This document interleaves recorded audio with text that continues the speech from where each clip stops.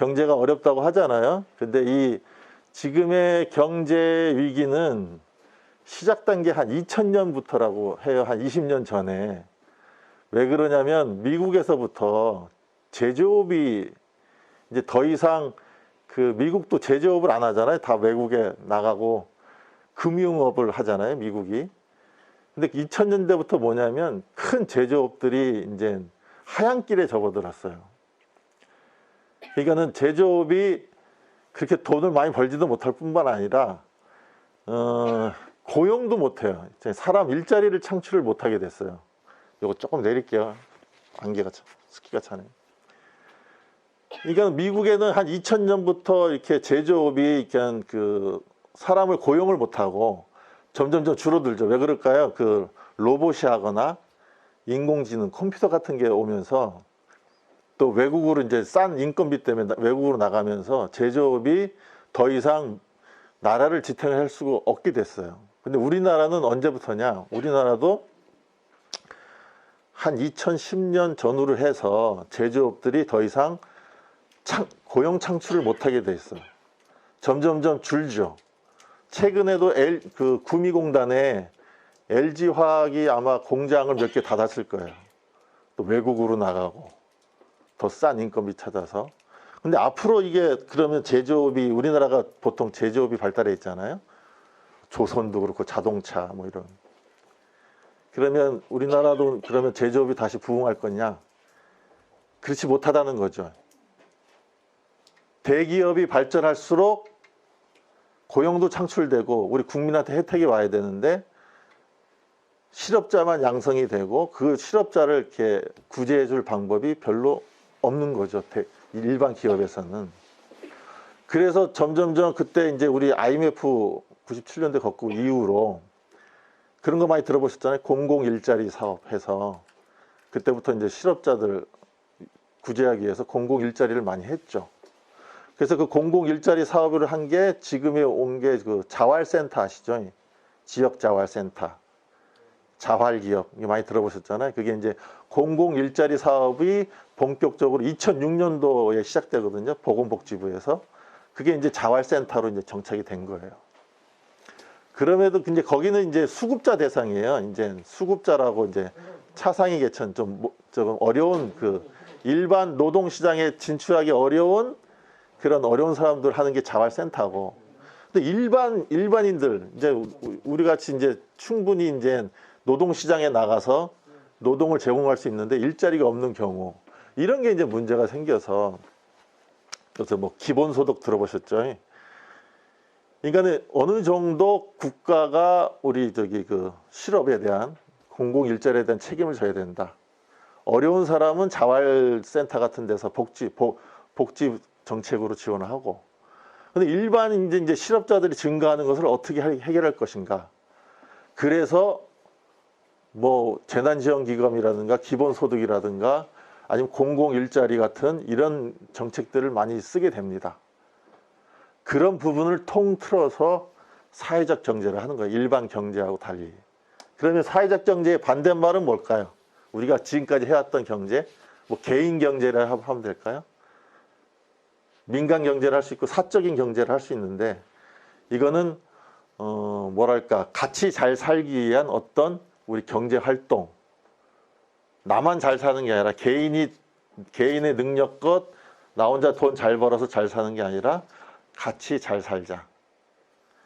그러면 그런 의미로 이제 사회적 경제라는 말을 쓰게 됩니다. 근데 이렇게 그러니까는 우리가 기존에 해왔던 사적인 개인의 위주의 경제 활동 대신에 지금은 사회적 경제라는 말을 쓰게 됐다. 그 이유는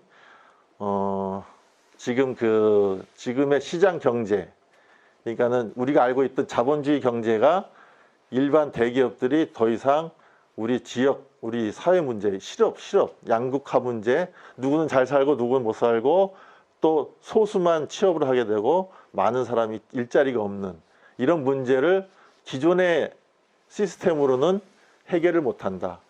그래서 새로운 경제 제도나 정책이 있어야 된다. 그래서 나온 게 사회적 경제라는 말이에요. 예. 근데 세상이 조금 지금 변하고 있는 것 같아요. 아주 크게. 우리가 이제 전쟁을 겪고, 저는 그 세대가 아니지만, 전쟁을 겪고 이제 우리나라가 한 50년, 70년 동안 산업화 정책을 통해서 쭉 발전해 왔잖아요. 저 유례 없이.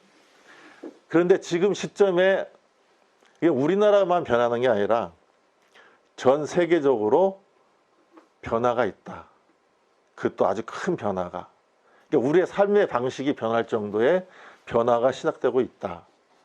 뭐 어르신들도 이제 뭐 뉴스나 자제분한테 얘기하다 보면 세상이 좀 옛날 같지가 않다 이런 걸 좀 많이 느끼실 거예요. 이 경제 분야에서도 기존에 우리가 알고 있던 민간 기업을 지원해서 민간 기업이 이제 대기업이 돼서 그러면 우리도 더 같이 잘 살게 됐다라는 이 공식이 안 맞게 됐어요. 대기업들은 점점 싼 인건비를 찾아서 외국에 나가고 로봇이나 인공지능, 컴퓨터 같은 것이 대체하기 때문에 우리 사람들의 일자리는 점점 없어진다.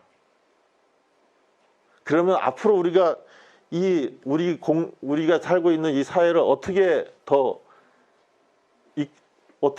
뭐랄까, 어떻게 살아가야 되나, 어떻게 이끌고 가야 되나라는 문제가 오래전부터 한 2000년대부터 시작된 거죠. 그러면서 새로운 경제 시스템이 필요하다라고 하는 게 그 정도부터 시작해서 지금 점점 변하고 있는 거예요. 옛날에는 기본소득 하면 잘 왜 나라가 공짜로 돈을 왜 줘? 이렇게 되잖아요. 근데 지금은 기본소득이 조금씩 대세화되고 있어요. 이번에도 지금 지난해에서 2차 재난지원기금 나온 거 아시죠? 21일부터 10만 원씩 이렇게 또 지급하잖아요. 그러니까 소상공인 작은 그냥 뭐 음식점을 하든 뭐 이런 미장원을 하든 뭐 이런 작은 구멍가게 하는 대부분의 사람들은 이 재난지원금이 가장 큰 효과가 있다고 증명이 돼서 이렇게 지급을 합니다. 앞으로는 우리 특히나 또 농촌에는 농민 기본소득이라는 게 있어요. 이게 점점점 추진하는데 전라북도에서도 아마 그 조례가 뭐 1년에 20만 원인가 아마 이렇게. 그러니까는 이런 거죠. 이재명 지사 같으면은 우리 농민 기본소득을 해야 된다. 한 월에 어느 최저임금 정도로. 그러니까 월 한 180, 200만 원 정도를 우리 농가에는 지급해야 된다. 그래야지 우리가 그 농촌이 지속 가능해지고 그래야지 농약이나 이런 걸 덜 치고 만약 우리가 기본소득이 된다면 농민들이 그러면 먹거리를 좀 건강하게 만들 거 아니에요. 또 노는 땅 없이 내가 좀 여유가 있으니까 더 좋은 농산물을 만들게 되고 그래서 도시인들이 그런 걸 지원해서 우리가 건강한 먹거리를 먹기 위해서는 농민한테 지원을 해야 된다. 공익적으로. 그래서 그게 언제가 될지는 모르겠습니다. 지금 막 논의가 시작되는 단계라 이재명 지사 같은 경기도 지사 같으면 그런 정책들 자기가 경기도에서부터 하려고 준비 중인 것으로 알고 있고요. 앞으로는 이런 민간 경제가 우리 공동체 사회를 더 이상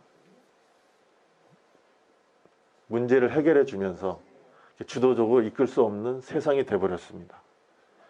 특히나 어느 걸 보시면 은행을 보시면 돼요. 은행은 지점들이 다 없어질 거예요. 다 그냥 인터넷 뱅킹이나 이런 휴대폰으로 다 은행 처리를 하죠. 대출이나 뭐 이런 것도 전부 다. 그래서 은행 사무직이잖아요. 그게 다 없어질 거라는 거죠. 대표적인 게. 그래서 단순 사무직들은 거의 다 없어질 거예요. 회사에서도 단순하게 뭐 이렇게 회계 처리나 뭐 이렇게 뭐 서류 정리하고 막 이런 단순 사무직들이 많거든요. 이런 단순 사무직들은 뭐 회사도 다 없어진다는 거죠. 그래서 전문직, 아예 컴퓨터가 할 수 없는 일들을 그런 전문직을 한다는 거죠. 예를 들어 뭐 의사, 뭐 박사, 뭐 이런 뭐 변호사 이런 전문직들이 살아남고 더 뭐 그런 세상이 도래하고 있다는 거죠. 그래서 우리도 어르신들은 뭐 얼마 안 남았다고 말씀하시지만 제가 볼 때는 10년, 20년 안에 큰 변화가 될 거라는 거죠. 그래서 저기 어르신들이 좀 지금 시대에 살고 계시면 좀 알아둬야 될 그런 거 위주로 해서 오늘 좀 무거운 얘기지만 제가 뭐 재미있게 하는 말씀드리는 재주도 없지만 어르신들이 꼭 알았으면 하는 그런 내용을 좀 복잡하진 않게 좀 간단하게 쉽게 좀 오늘 좀 말씀을 드릴까 합니다.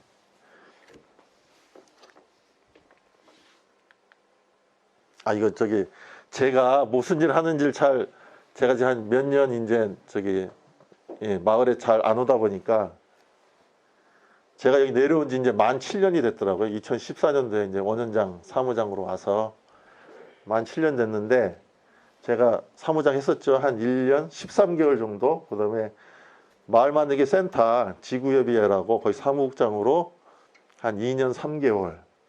그 다음에 협동조합 연구소를 이제 2018년도에 만들어서 지금 거의 3년째 하고 있습니다. 그래서 그 다음에 이제 사회적 경제 지원센터를 이제 전라북도 공모사업에 당선이 돼서 올해부터 센터도 같이 운영을 합니다. 그러니까 연구소하고 센터가 같이 있는 거예요. 연구소가 센터를 운영한다 보시면 돼요. 예. 그래서 이 사회적 경제 지원센터는 무슨 일을 하냐면 일단 사회적 경제란 말이 좀 낯서시잖아요. 이 사회적 경제를 잘 알고 계시는 분도 안 되고 저도 이쪽에 사회적 경제를 공부한 지 협동조합을 비롯한 사회적 경제를 공부한 지 한 3년, 5년 요 정도밖에 안 돼요. 그래서 저도 지금 그 공부하면서 알아가고 있는 중입니다. 그래서 저희가 사회적 경제 지원센터가 주로 하는 일은 첫째, 교육. 그잖아요. 사회적 경제를 알아야 어떤 활동들을 하죠. 그래서 교육. 그 다음에 지난해 이제 사회적 경제 조직들을 육성해야 될 거 아니에요. 발굴하고 육성하고 도움을 주고. 그래서 사회적 경제 조직을 육성하는 사업. 그 다음에 육성만 하면 안 되잖아요. 우리 지난해 있는 사회적 경제 조직들이 그러니까는 그 연대를 해서 그 네트워크를 하는데 영어로는 연대를 해서 이 내부 거래를 통해서 지난해 경제 활성화를 도모하는 거죠. 요 세 가지 중요한 일을 합니다. 먼저 사회적 경제 교육, 사회적 경제 기업 육성, 그 다음에 서로 이렇게 도와가면서 할 수 있게 그 연대 협동 이런 활동들을 할 수 있게 그런 일을 하고 있습니다, 지금. 그래서 작년부터 해서 협동조합이 저희 연구소를 통해서 한 서너 개 정도가 만들어졌어요. 원래는 이런 최근 몇 년 동안 저희가 지난해 협동조합이 없었는데 새로 생겨나는 데가 없었는데 저희 연구소 활동으로 인해서 지금 막 활발하게 협동조합들이 만들어지고 있습니다. 그런 일을 하고 있다. 예. 그래서 이렇게 오늘도 이렇게 처음이죠. 어르신들 저희가 마을 단위로 와서 이렇게 강의하고 하는 것은 요번이 원현장 마을이 처음이에요. 예. 다른 마을들도 이제 왜냐하면 이 문재인 정권이 사회적 경제를 굉장히 밀고 있습니다. 왜냐하면 아까도 말씀드렸듯이 기존의 경제 체제, 민간 기업이 활성화돼서 나라의 경제를 이끈다. 이런 공식이 지금 깨져가고 있어요. 그래서 그러면 어떻게 우리 대한민국이라는 어떤 사회를 유지할 수 있을까? 그러면서 정부의 역할이 커집니다. 공적 자금이라고 그러잖아요. 공공 분야에. 그러니까 일자리를 늘리는 것은 이제 민간이 잘 못해요. 하나 예를 들어 지난 같으면은 지난 요번에 2021년도 예산 아시죠? 4,500억입니다. 굉장히 많죠. 4,500억. 제가 알기로 경기도 구리시가 지금은 더 늘었겠지만 그때 당시 제가 알기로 한 6천억 정도 됐어요. 한 6만인가 8만 인구에. 근데 지난은 2만 5천 인구에 예산이 4,500억이면 굉장히 큰 돈이죠. 근데 4,500억 중에서 다 고정비예요. 이 진안은 이따가 말씀드리겠지만 면적이 서울시의 1.4배죠. 아시잖아요. 2만 5천이 사는데, 근데 그 도로니 상하수도니 이런 기반 시설로 고정비가 참 많이 들어요. 넓은 땅에 사람은 없는데. 그래서 실질적으로 군이 마음대로 쓸 수 있는 돈은 한 400억, 500억 정도밖에 안 된다고 합니다. 나머지는 쓰일 용처가 다 정해져 있어요. 그럼에도 불구하고 지난해 4,500억이면 많은 일을 할 수 있죠. 근데 제가 볼 때는 그 4,500억이 이제 진안군을 유지하는 데만 그 정도로만 쓰이는 것 같아요. 그러니까 진안이 발전할 수 있게 4,500억을 잘 써서 그 정도는 못하고 있는 것 같아요. 예. 그거는 좀 자세한 건 이따 말씀드리고, 지금 우리나라 그 보시면 63년도부터 55년도부터 63년생, 이게 생이죠. 지금은 나이가 57세부터 한 60 몇 세까지 이렇게 돼 있을 거예요. 이 세대들이 이제 은퇴를 벌써 시작한 세대지죠. 700만 명. 그 다음에 2차 베이비붐, 68년부터 74년생. 이건 제 또래죠, 제 또래. 저는 한 저 중간쯤에 있겠죠. 이 인구의 몇 프로죠? 한 26%, 27% 되는 이 인구들이 이제 은퇴 시기가 온다는 거죠. 은퇴를 벌써 시작했죠. 그래서 이분들이 지금 60세가 은퇴 나이잖아요. 근데 65세로 좀 바꾼다는 얘기도 있죠. 근데 그것은 한 2033년도 정도 돼야 아마 실행이 될 것 같습니다. 정년이 65세 되는 것은. 아직까지는 정년이 60세고요. 벌써부터 은퇴가 시작돼서 쭉 내려왔죠. 저는 좀 일찍 내려온 셈이에요. 좀 일찌감치 저는 좀 앞으로는 지방화 시대가 된다. 왜냐하면 아까도 말씀드렸지만 이 세계 경제의 제조업이 붕괴되는 시기가 2000년도부터 미국에서부터 시작됐다고 했잖아요. 그러니까는 저는 벌써 2014년도에 내려왔으니까 전 2010년도부터 이거는 지금 그 우리가 말하는 산업화 시대는 끝났구나. 이제 지방의 시대가 온다. 또 이 지역의 공동체, 이 마을 단위가 아니라 지역 공동체잖아요. 앞으로는 이 자본주의 경제 시스템이 앞으로의 세계를 이끌지 못한다. 대신에 이제 지방에서 지역 공동체로서 이거는 이런 거죠. 우리가 자본주의 이런 회사, 지금 시스템이 한 200년 됐어요. 1800년부터 영국에서 시작됐잖아요. 산업혁명이라는 게. 그럼 그 전에 몇천 년 동안은 어떻게 살았냐 이거죠, 사람들이.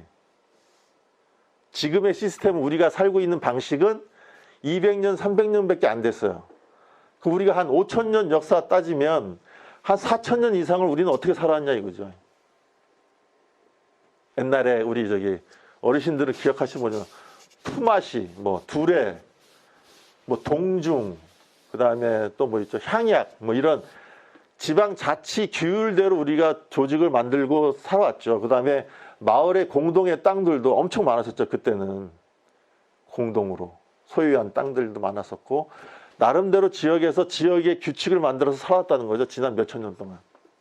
우리가 지금처럼 사는 방식은 200년, 300년밖에 안 됐는데 그것이 지금은 변화의 시기가 온 거죠. 왜냐하면 이것이 사회 문제, 누구는 잘 살고 누구는 못 살고 하는 양극화 문제, 실업 문제를 해결을 못 해준다는 거죠. 지금의 우리 경제 시스템이.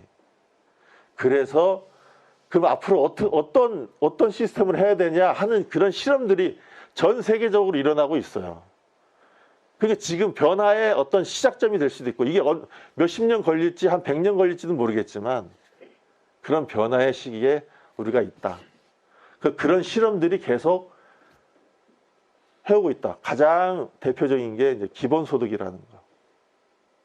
그런 변화들이 과거에는 생각지도 못했던 그런 실험들이 진행되고 있다. 예. 그런 거죠. 그래서 이렇게 농촌이면 앞으로 이제 이런 그 은퇴하시는 분들이 많이 내려올 거다. 지금부터 몇 년 전부터 시작이 됐고 점점점 뭐 경기도부터 쭉 내려오겠죠. 그래서 우리 전라남북도도 이런데 이제 많이 내려오실 것이다. 제 선후배 하면은 딱 2세대잖아요. 제가 딱 다들 은퇴하면 다들 전원 그냥 지역에 내려오고 싶은 분이 거의 90%는 될 것 같아요. 물론 그 중에서는 생활 방식이 도시에 젖어서 어떻게 지방에 사냐. 이거는 뭐랄까 본집은 도시에 있고 하나 얘기하면 별장처럼 해서 살 수는 있어도 아예 내려오기는 어렵다는 분도 계시지만 대부분은 다 내려온다고 합니다. 지방에. 저희 또래들은. 이런 변화들이 있다. 앞으로 이런 은퇴 세력들이 굉장히 많다. 또 이분들이 또 돈도 있는 분들이에요. 사실은. 가장 산업화 혜택을 받으신 분들. 이분들이 많이 내려오면 지역도 그만큼 변하게 된다. 이게 좀 중요한데요. 그냥 제 말을 들으세요. 이거 좀 복잡하니까. 이게 뭐냐면 기업이 돈 버는 거예요. 기업이. 이 빨간 거는 민간이 돈 버는 거예요. 우리 가게 소득, 우리가 올리는 소득. 보시면 금방 아시죠? 기업이 이윤을 내는 증가율은 막 올라가는데 민간은 오히려 떨어지죠. 소득이. 지금까지 기업만 돈 벌었다는 거예요. 기업만. 나라가 발전하는데 기업만 이득을 내고 민간은 오히려 소득이 감소했다는 거예요.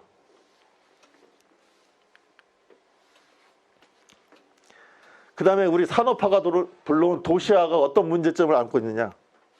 서울, 경기 21조, 40조. 이 외부에서 돈을 더 여기서 와서 쓴 거예요. 다른 지역에서 와서 돈을 쓴 거야. 충남, 경북, 울산 마이너스 24조, 마이너스 16조, 마이너스 13조. 우리는 외부에서 들어 쓴 것보다 우리가 나가서 쓴 게 더 많다는 뜻이에요. 여기 전북 파리 4조 9천억을 우리 전북 사람들이 밖에 나가서 돈을 4조 9천억 썼다는 얘기예요. 우리 진안은 어떨까요? 진안은. 예산 4,500억 중에 과연 진안에서 도는 돈하고 외부로 유출되는 돈이 어느 정도일까요? 일단 예를 들어 공무원 70%가 전주에서 출퇴근해요. 아시죠? 공무원 월급만 따져도 공무원 월급의 70%는 전주에서 쓴다는 얘기 다 외부에서. 진한 돈 갖고. 그죠? 우리가 냉장고, 자동차 다 어디서 사요? 다 외부에서 사죠. 진안에서 생산되는 거 하나도 없어요. 우리가 월급 받은 거 다 거의 대부분 그냥 외부로 나가요. 진안에서 도는 게 없어. 그죠? 4,500억 중에 우리 진안에서 도는 게 얼마나 될까요? 건설업자도 주소만 진안에 있는 데가 많아요. 그죠? 우리 저기 광급 공사하는데 생활권은 다 도시권은 이런 데 많죠. 그러니까 지역에 4,500이라는 큰 예산이 있지만 실질적으로 진안에 도움되는 도는 돈은 얼마 안 된다는 거죠. 마이산의 그 가게 주인들 보면 진안 사람 별로 없잖아요. 그렇게 서울, 경기만 외부에서 들어와서 쓰는 돈이 이렇게 얘들은 이익을 보고 나머지 지역은 다 마이너스다. 그죠? 이게 그렇잖아요. 기업들이 다 어디가 있겠어요. 서울, 경기에 모여 있잖아요.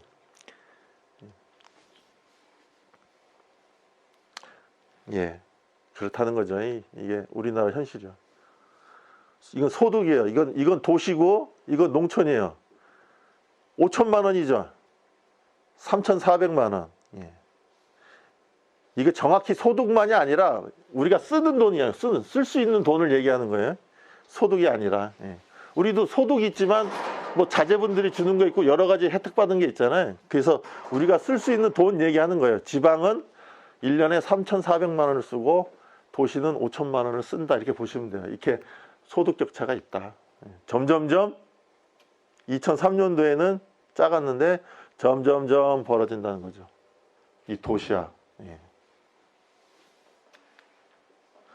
아까도 말씀드렸지만 이런 문제들을 그 다음에 농촌 그러니까 우리 농업 경영체 보시면 될 거예요. 62세 경영주가 50%, 57%예요. 고령화되고 있다는 얘기죠.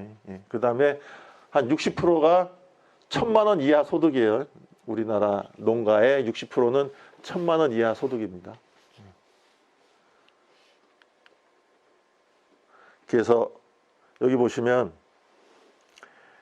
20호 미만 마을 급증하는데 전라북도, 전라남도가 그중에 58%를 차지해요. 왜냐하면 여기가 농업지구잖아요. 아이고 죄송합니다. 이쪽은 공업, 이쪽도 공업, 이쪽은 관광. 근데 여기는 다 농업지구가 대부분인데 마을이 제일 빠르게 급속도로 작아지고 있어요. 나중에 말씀드리겠지만 지난해에는 1년에 한 300호 정도가 기농기촌을 해요. 300호.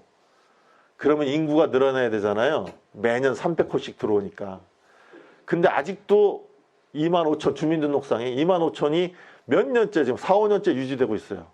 매년 300호씩 들어오는데 다른 말로 하면 나가기도 그렇게 300호씩 나간다는 얘기죠. 그 다음에 그 나가는 인구의 60%가 일자리가 없어서 나간대요. 이 지난해 매년 이게 통계를 조사하거든요. 매년 군청에서 60%가 일자리가 없어서 나가요. 지난이 아직도. 그 다음에 14%는 교육 때문에 나가요. 교육시설이 그냥 우리 전주에 많이 가잖아요. 이제 중학교만 돼도 그렇다는 거죠. 1년에 300호의 기농기촌이 오더라도 나가기도 그렇게 나간다. 가장 큰 원인은 지난해 일자리가 없다. 그래서 전라남북도가 가장 빠르게 마을이 축소되고 있다. 이제 이게 조금 어르신들이 아셔야 될 거라는 제가 좀 뽑아 본 거예요. 통계 중에. 농촌에 이런 어려움이 있고 왜 농민 기본소득이나 이런 게 왜 필요하냐. 도시인들도 건강한 먹거리를 위해서는 농민이 농업을 지속할 수 있게 해야 된다. 그래서 농민 기본소득을 지급해서 먹고 살 게 걱정 없을 때 건강한 먹거리를 만들 수 있다. 우리가 토양이 사실은 비료, 제초제 뭐 다 써야 되잖아요. 근데 우리가 그만큼 생활의 기본이 되면 그렇게 제초제나 이런 걸 덜 쓰게 되고 안 쓰게 되고 건강한 먹거리를 하게 된다. 근데 앞으로는 이제 또 하나의 이제 세계적인 위기가 뭐냐면 기후예요. 기후. 이상기후. 아시죠? 이제 북극에 남극에 얼음이 녹고 있습니다. 점점점 기상이 이상해지는 거는 뭐 이 코로나도 그것 때문에 얼음이 녹고 있어서 옛날에 얼음 속에 갇혔던 박테리아나 바이러스들이 점점점 더 나오게 되는 거죠. 얼음이 녹을수록. 그러니까 과거에 있던 병들이 드러나게 되는 거죠. 그래서 앞으로 코로나로 끝날 문제가 아니다라는 거죠. 더 이상한 병들, 그러니까 몇천 년 전, 몇 억 년 전에 있던 그런 세균들이 얼음이 녹음으로써 나올 수 있다는 거죠. 그래서 앞으로도 이런 코로나로만 끝날 게 아니다.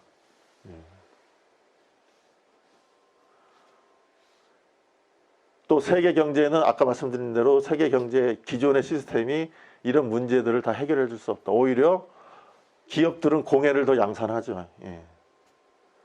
앞으로는 민간 기업들이 이런 문제를 해결할 수 없고 정부나 공익적인 단체들이나 정부에서 이 문제들을 해결할 수밖에 없다. 그래서 지방자치가 더 이제 중요해졌고 우리 진안은 지방 자립도가 6%에 6%. 4,500억 중에 우리 지역에서 걷는 지방세가 6%밖에 안 된다는 거예요. 4,500억 중에 6%면 얼마일까요? 465, 한 300억 정도 되겠네. 300억 정도만 우리 진안에서 세금으로 거친다는 거고 나머지는 중앙정부에서 이렇게 지원하는 거죠. 국세를 나눠서. 그만큼 진안이 거의 전국적으로서 지방 재정 자립도가 낮은 편에 속하죠. 왜냐하면 전라북도 한 11개 군 시가 있잖아요. 그 중에 아마 거의 다 10% 가까이 될 텐데 진안이 6%면 굉장히 낮은 편에 속할 겁니다. 그래서 이제 우리나라의 처한 현실에 대해서 왜 앞으로 지방이 중요하지냐. 앞으로 이제 계속 도시화 산업화가 됐는데 이제 우리 이제 베이비붐 세대들이 이제 은퇴를 하면서 정년 퇴임을 하면서 점점 지방으로 오게 될 것이고, 또 정책적으로도 이 농민에 대한 어떤 지원이 기존하고는 많이 달라질 것이다. 우리가 산업화, 이게 80년대, 90년대 산업화하면서 왜 농산물 가격을 일정 수준을 유지했느냐? 그것은 기업들이 싼 노동자, 그러니까는 노동자 임금을 낮추기 위해서 농산물 가격을 계속 낮췄던 거예요. 정책적으로. 그래서 쌀을 수매할 때 국가에서 일정한 가격으로만 수매했잖아요. 그러면 농민들은 채산이 안 맞으니까, 수익성이 안 맞으니까 농사를 좀 쌀농사나 이런 거 잘 안 하게 되고 특화 작물을 하고 뭐 이렇게 여러 가지 다방면으로 좀 고수익을 낼 수 있는 걸로 했잖아요. 그럼에도 불구하고 농산물 가격은 많이 안 올, 선진국에 비하면 굉장히 낮아요. 일부러 그런 거예요, 일부러. 이 기업들을 키우기 위해서, 싼 임금을 유지하기 위해서 농산물 가격부터 잡은 거죠. 그래서 자꾸 농촌은 인구가 자꾸 도시로 나가게 되고요.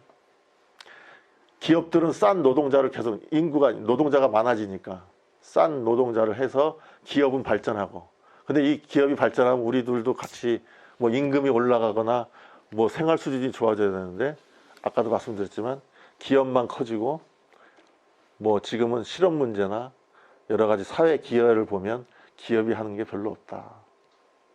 앞으로는 더더욱 그럴 것이다라는 거죠. 왜냐하면 세계적으로도 기업들도 경쟁하느라고 자기 몸집은 키우지만 점점점 작은 회사들은 진입도 못하고, 이런 문제들은 이제 정부나 공공단체에서 이 문제를 해결해야 되고, 앞으로도 이게 더 확대될 것이라는 거죠.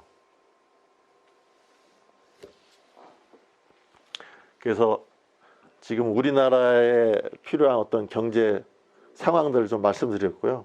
그 다음에 이제 진안군, 그 다음에 진안군의 사회적 경제, 그 다음에 우리 원원장 마을, 그 다음에 마지막으로 이제 원원장 마을이 앞으로 어떻게 해야 될 것인가에 대해서 제가 조금 생각해 둔 걸 말씀드리겠습니다. 진안군은 800평방킬로미터 정도 되고요. 서울의 한 1.4배 정도 되고요. 여기 보면 이 18% 중에 도로 14, 대지 6, 공장용지, 뭐 전답 이렇게 있어요. 근데 대부분 82%가 상간이다. 10개면 2급 10개면 법정리 77개, 행정리 316개로 돼 있다. 이건 뭐 다시죠, 여기. 2019년도 4,300억이었는데 2021년도는 4,500억. 재정 자립도가 5.67이네요. 전국 군 평균이 6.61이네요. 예. 평균에 좀 못 미친다. 예. 경제 현황인데요.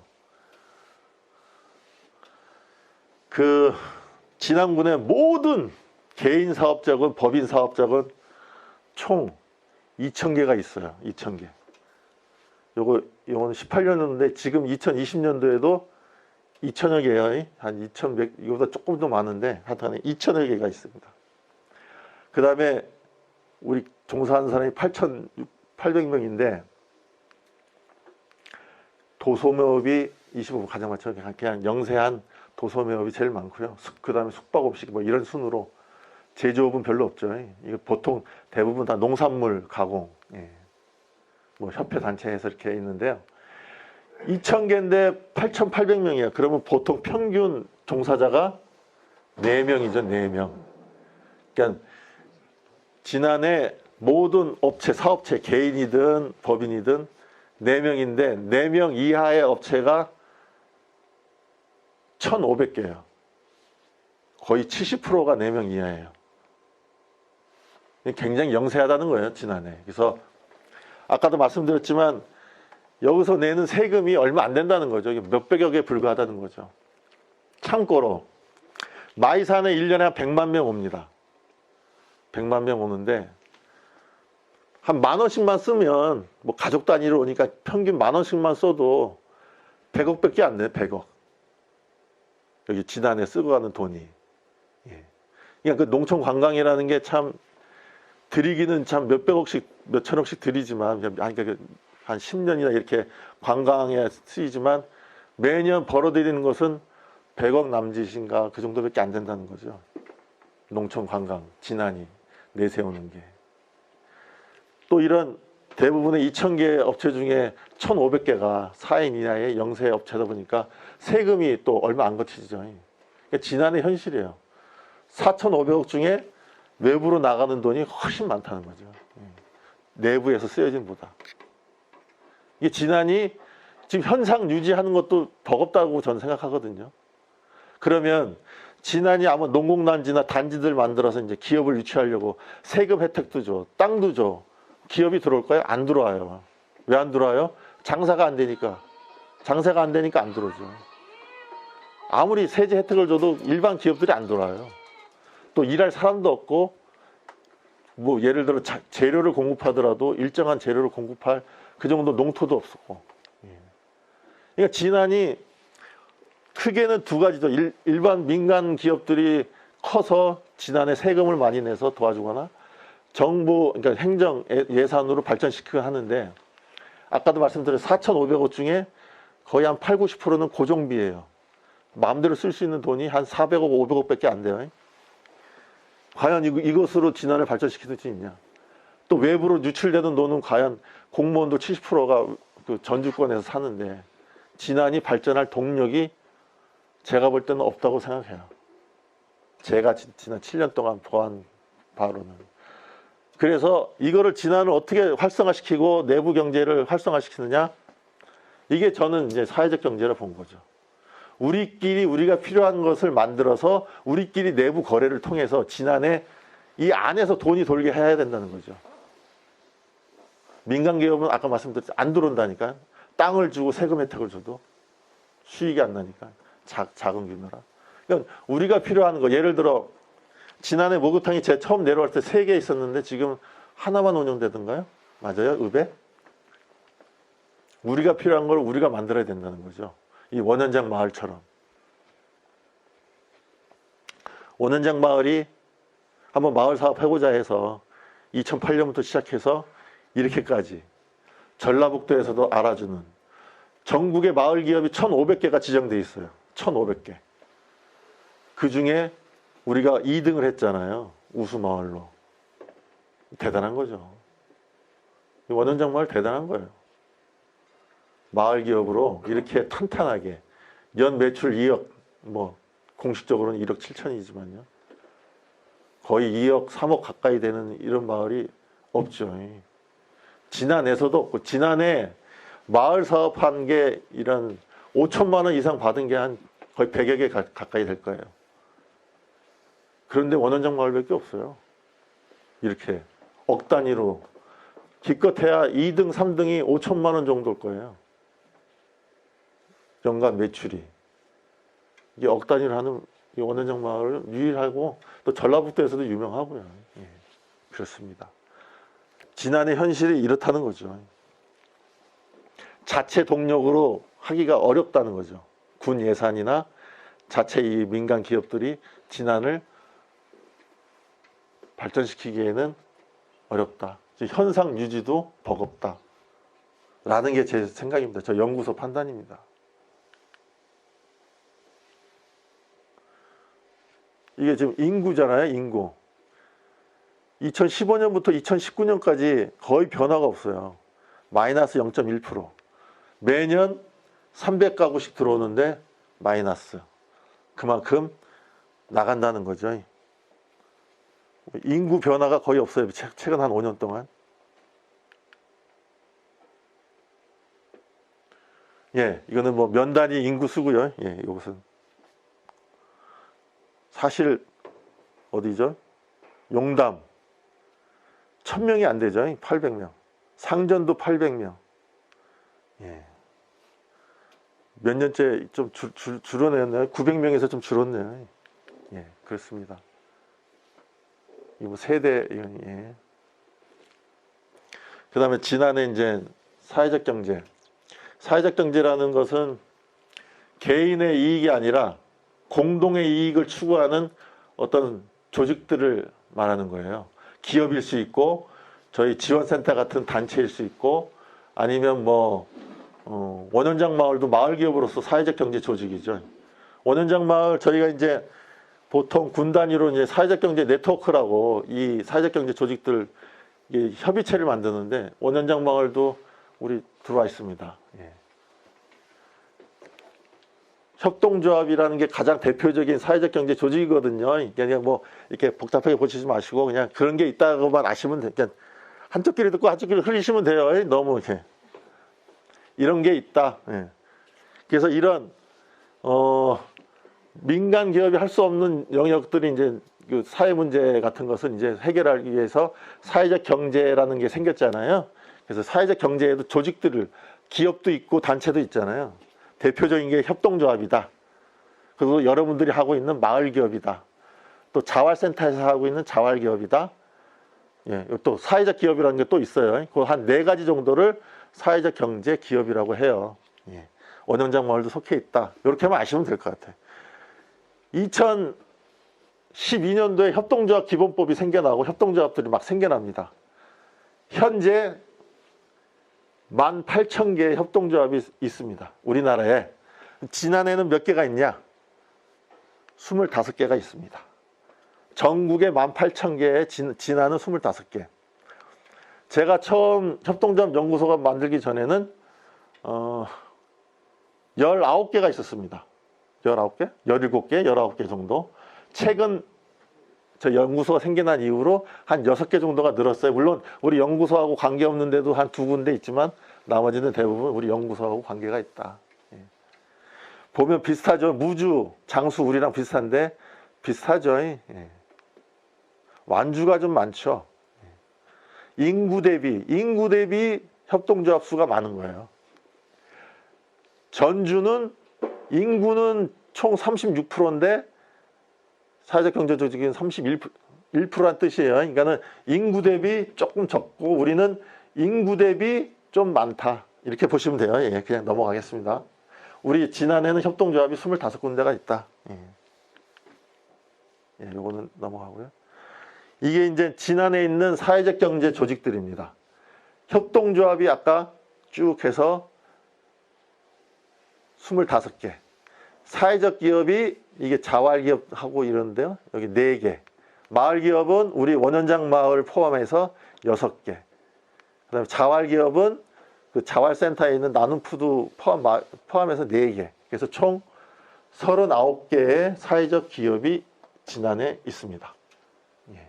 그래서 이런 활동들을 하죠. 예. 여기서 원현장 마을도 여기 마을기업이 6개 있잖아요. 근데 솔직히 이게 다 여기 5개가 운영 휴업 상태입니다. 유일하게 원현장 마을만 운영이 되고 있습니다. 다른 데는 다 운영이 되고 있고요. 예. 이 협동조합 중에서도 한 대여섯 군데는 휴업 중인 곳이 있습니다. 예. 그래서 원현장 마을이 대단하다. 6개 마을 기업 중에서 유일하게 현재까지도 운영되고 있는 곳은 원현장 마을 하나뿐이다. 예. 앞으로 이게 좀 희망적인 얘기를 하고 싶지만요. 기획재정부에서 매년 2년마다 한 번씩 이 협동조합 조사를 합니다. 현장 조사를 하는데 운영되는 곳이 50%예요. 그러니까 법인세를 내거나 4대 보험을 내는 곳이 50%. 그러니까 18,000개 중에 운영되는 곳은 절반인 6,000개라 보시면 되고 실제적으로 저희가 파악하기로는 협동조합 중에 제대로 운영되는 곳은 한 10% 보고 있습니다. 한 2천여 개 정도. 근데 그것도 저희는 괜찮다고 봐요. 왜냐하면 일반 기업들도 거의 5년 내에 90%가 다 망해요. 자꾸 창업했다가 망했다가 하는 게 일반 사회에서도 보통 그 정도 확률로 하거든요. 그러니까 협동조합도 10%라지만 그렇게 나쁜 성적은 아니다. 이렇게 보고 있습니다. 뭐 잘 아실 거잖아요. 이 지난만 봐도 음식점이 생겼다 없었다 생겼다 없었다 계속 되잖아요. 그렇게 보시면 될 것 같습니다. 이거는 좀 어르신들이 좀 알았으면 좋겠다는 게 사업자는 두 가지가 있죠. 개인 사업자, 법인 사업자. 우리 개인은 주민등록증 번호 11자리로 하잖아요. 법인도 똑같아요. 법원에 등기부 등본을 내면 11개 숫자가 나요. 주민등록증처럼. 그래서 이거 갖고 우리 개인은 주민등록증으로 사업자 등록증을 만들고 법인은 법인 등록증으로 사업자 등록증을 만든다. 이렇게 보시면 되고, 법인은 여러 가지가 있죠. 그래서 우리도 영농조합법인에 들어가죠. 이것은 농업경영체법에 따라서 만들어지고, 협동조합은 협동조합 기본법에 나와지고, 주식회사 같은 건 일반 회사는 상법에 따라 만들어진다. 이렇게 그냥 한번 들으셔요. 그래서 사회적 기업이란 마을기업, 사회적 기업, 자활기업, 협동조합, 농어촌 공동체 조직. 넓게 보면 우리 영농조합법인도 들어가고, 우리는 또 마을기업이기 때문에 사회적 경제 조직에 들어가죠.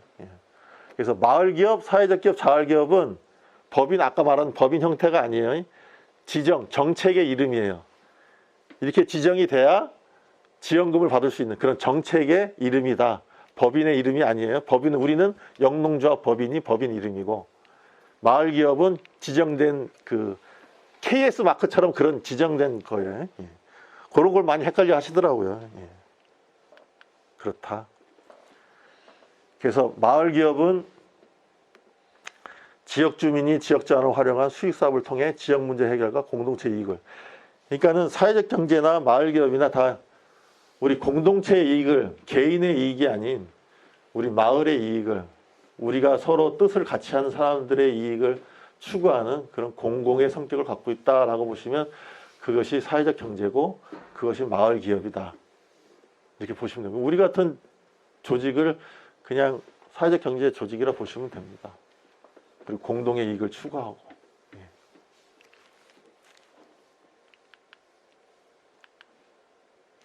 그 다음에 전국의 마을 기업이 지정이잖아요. 법인 이름이 아니고 1,800개가 있는데 취소되고 현재 1,500개. 그 중에 우리가 우수마을로 거의 뭐 상위에 속하죠. 근데 여기서 중요한 것은 이 법인 형태가, 마을 기업이 41%가 영농조합법인, 우리 같은 영농조합법인이고, 일반 식품이 40% 정도가 우리 같은 먹거리를 생산하는 그런 게 마을 기업이다. 40%가. 두 번째가 많은 게 협동조합이 두 번째로 많죠. 협동조합. 그 다음에 세 번째가 주식회사. 왜 영농조합법이 많으냐? 이게 좀 세금의 혜택이 있어요. 6천만 원까지는 소득세를 안 내도 돼요. 이사당 1,200만 원. 보통 5명의 이사가 있잖아요. 1인당 1,200만 원 해서 6천만 원까지 소득세를 안 내. 근데 이런 주식회사나 협동조합은 이익이 나면 소득세를 내야 돼. 법인세죠, 법인세. 그게 보통 한 10% 정도 돼요. 한 3천만 원 벌면 300만 원은 세금 내야 돼요. 근데 영농조합법인은 6천만 원까지는 세금을 안 낸다. 그런 이득이 있습니다. 근데 지금은 협동조합을 많이 해요. 왜냐하면 저희도 이거는 조금 조심스러운데요. 앞으로는 어르신들이 좀 생각할 게 있어요. 계속 영농조합으로 갈 것이냐, 협동조합으로 갈 것이냐. 영농조합은 지금 5분의 이사님만 계시잖아요. 등기 이사가. 그리고 여러분들은 정관 속에서 이제 조합원으로 돼 있고 조합증을 갖고 계시잖아요. 근데 협동조합은 일단은 공동 소유예요. 그러니까 여기 영농조합은 등기 이사만 책임이 있어요. 등기이사만. 근데 협동조합은 전체 조합원이 다 책임이 있는 거예요. 공동 소유의 개념이에요. 그리고 출자를 아무리 많이 했어도 1인 1표. 그래서 앞으로 이거는 참 고민해 보셔요. 예. 나중에는 협동조합도 어떤 지원책이 있으면 좋을 텐데 앞으로 저기 영농조합법인을 유지할 것인가 협동조합으로 전환할 것인가는 한 번쯤은 고민을 해 보십시오. 왜냐하면 협동조합이 우리 주민 전체에 공동 소유하는 법적으로 이렇게 돼 있는 거고 영농조합법인은 법적으로는 이사님만 책임이 있는 걸로 돼 있거든요. 한번은 고민을 해 보시기 바랍니다.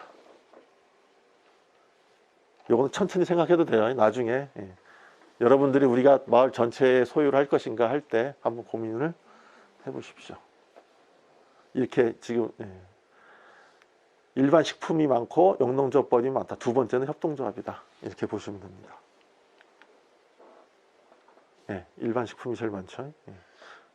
뭐 이것은 넘어가고요. 여기 보면 마을기업은 최대 3년간 1억 원까지인데 더 있죠. 더 있습니다. 우리 지금 원현장 마을도 이 1억을 넘어서서 뭐 고도화 개발비인가 뭐 그것도 있고 뭐 심사 받아서 상 받으니까 5천만 원도 있고 뭐 앞으로도 계속 지금은 이제 마을 사무장도 지원해 주잖아요. 그러니까는 원현장이 대단한 게 이제 체험 휴양 마을로 사무장이 있고 마을 기업으로 이제 사무장 또 있잖아요. 두 분만 월급만 해도 4천만 원 정도 지원을 받잖아요. 원현장 마을이 2천만 원, 2천만 원 정도. 그러면 벌써 4천만 원을 계속 매년 지원받는 셈이잖아요. 그러니까 이 우수마을 되고 마을기업 사무장 지원받고 하는 게 얼마나 큰 이익인지 매년 4천만 원을 버는 거니까요.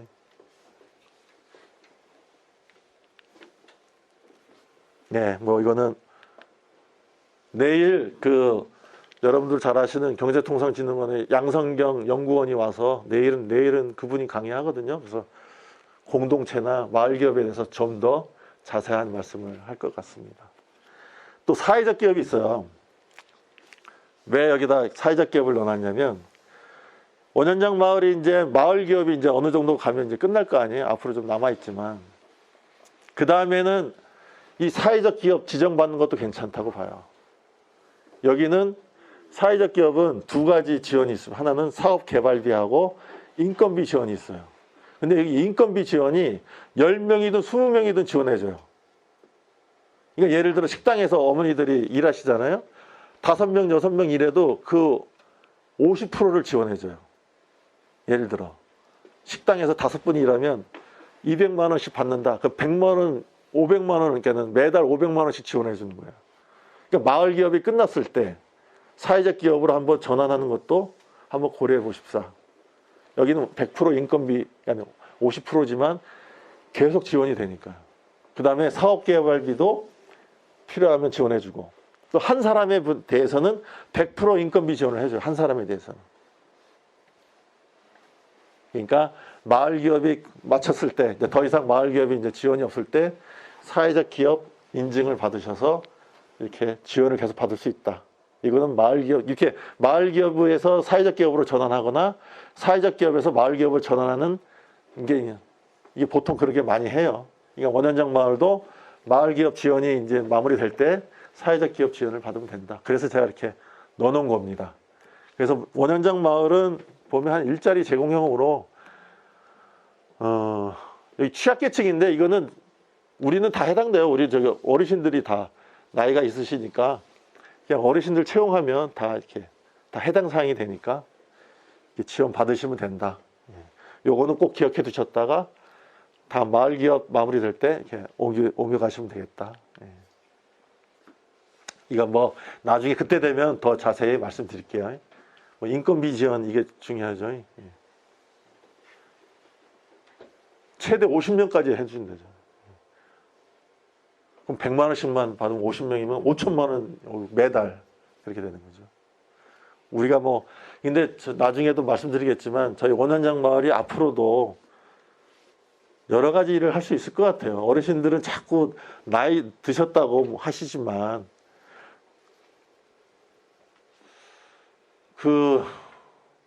저는 어르신들의 자제분들이 이렇게 여기 오셔서 일자리만 있다면 오셔서 이렇게 원현장 마을에 살아도 괜찮지 않을까. 왜냐하면 지금 산업화 시대는 끝나가고 있어요. 지금 뭐 뉴스에서는 정보화 시대 하지만 어차피 우리가 알고 있던 어떤 제조업의 시대는 이제 좀 지나가고 이제는 지방의 시대, 지역 공동체의 시대가 또 이 먹거리, 기상이변으로 먹거리가 굉장히 중요할 때가 옵니다. 그리고 전 세계적으로 아마 식량 파동이 일어날 거예요. 기상이변이 때문에 전 세계적으로 식량이 모자라요. 그러면 우리 농업이 더욱더 중요한 가치가 되죠. 그러니까 국가 안보 차원에서. 전쟁 무기가 문제가 아니고 이제 먹을 게 없어서 전쟁 나게 될 판이에요. 지금 앞으로는. 먹을 게 없어서. 나라끼리 먹을 게 없어서 전쟁 나게 될 판이에요. 그래서 농업이 그만큼 더 중요해진다. 예. 앞으로 여러분들의 자제분들이 뭐 도시에서 하겠지만 더 하시지만 지역에 일거리가 있다면 마을에 또 일거리가 있다면 또 내려오셔서 살아도 되지 않을까. 예. 개인적으로는 그렇게 생각합니다. 예. 아, 이게 이제 원현장, 이거 저기 원현장 제가 PPT 잠깐 빌렸습니다. 예. 아시죠? 원현장 마을. 매출 다 아시죠? 2015년도에 뭐죠? 2,500만 원? 예. 2016년도에 6천, 17년도에 5천. 이거 줄었네, 이거는.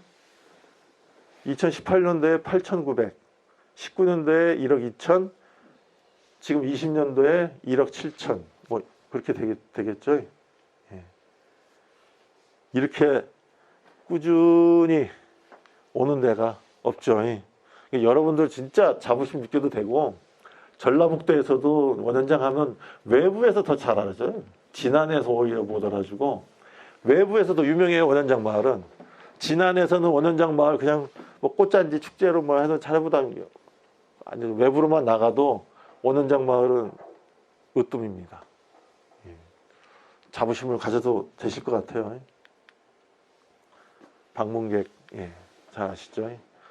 그래서 레스토랑부터 시작했죠. 2015년도 마을기업 받으면서. 하여튼 마을기업이 우리 원현장 마을을 변화시키는 가장 큰 공신이었죠. 지금도 그렇고. 예. 그렇죠. 이거 뭐 다 하신가? 농산물 판매 이제 전라북도 마을기업 것도 팔죠. 아유, 포장재도 엄청 바뀌고. 개인적으로 저는 이 직공예를 팔았으면 좋겠는데, 직공예를 잘 안 파나 봐요. 여기 가격도 붙이고 좀 팔았으면 좋겠습니다. 공방도 하나 만들고요. 이것도 수입이 괜찮을 것 같은데요. 예, 체험. 어르신들 많이 고생하셨죠. 예, 원동력. 이게 이제 신전 사무장이 이제 그러니까는 빈부격차가 없는 원현장. 텃세가 없다. 성비금등. 야, 오늘도 저기 연구소에 저기 평천마을이라고 아시죠? 그 외호촌 거기 앞에 있는 오천초등학교 앞에 있는 평천마을 이장님 오셨어요. 근데 여러 가지 이제 뭐 협동조합을 만들고 싶다 공동체에서 상담하고 가셨는데 깜짝 놀란 게 거기는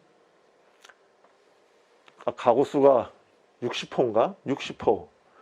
근데 남녀 비율이 2대 8이래요. 남자가 2, 여자분이 8.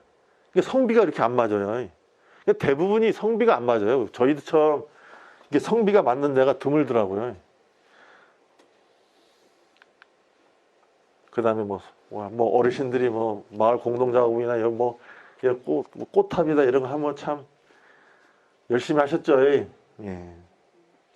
이게 이제 우리 원현장의 성장 원동력인데 저도 뭐 크게 네, 이게 성장 원동력이라고 생각하는데 또 하나 제 개인적으로는 우리 어르신들, 최고령 어르신들 어떤 솔선수범이 전 가장 크지 않았나 싶어요. 다른 마을 가면 왜 막 찌그닥 하나 보면은 이게 마을의 그 어떤 개통이 없더라고요.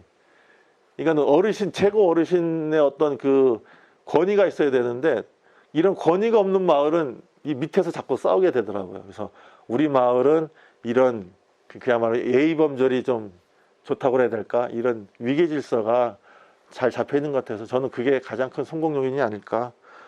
우리 어르신들이 너무 잘해 주셔갖고,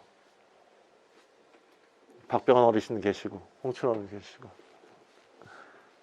저는 그게 제일 큰 원인이 아닐까 싶습니다. 예, 저는 이 매달 하는 이 회계 보고 이게 저기 마을 법인 이게 가장 좀 잘한 제도가 아닌가.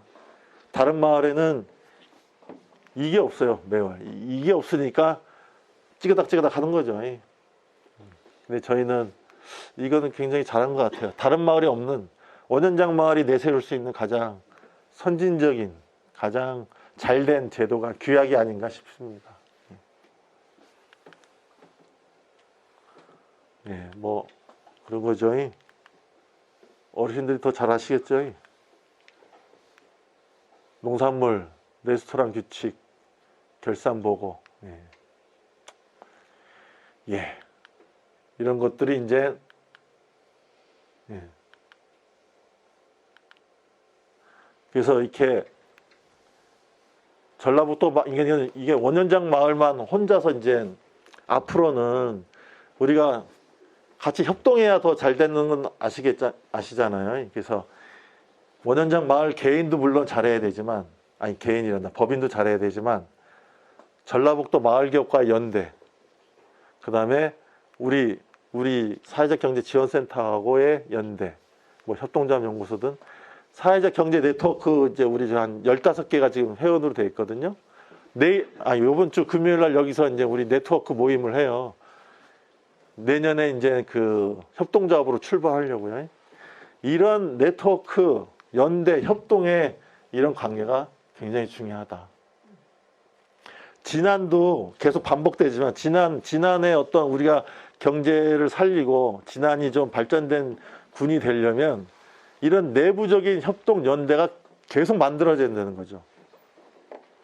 저는 개인적으로 원현장 마을이 다른 마을들을 이끄는 어떤 리더 역할도 했으면 좋겠어요. 이런 체험 휴양 마을이나, 아직 마을 기업은 없지만 체험 휴양 마을 같은 데 어떤 모임 같은 거를 원현장이 좀 리드를 하고, 그런 모임도 주도하고, 이런 협회도 만들어서 이런 활동들을 했으면 합니다. 그래서 원현장의 노하우도 전수해주고, 그분들이 이제 그 마을 주민들하고, 우리 마을 주민들하고 같은 뭐 공동 축제를 한다든가 뭐 여러 가지를 해서 원현장 마을이 이제 진안의 어떤 리더 마을로서의 역할을 했으면 하는 개인적인 바람이 있습니다. 그래서 이런 연대와 협동으로 진안을 살려야지 외부 도움으로는 절대 기댈 게 없다. 네, 제가 준비한 것은 여기까지고, 지금 2시 20분, 1시간 20분 동안, 아이고, 중간에 쉬지도 않고 했네요. 고맙습니다. 예, 아이고, 감사합니다.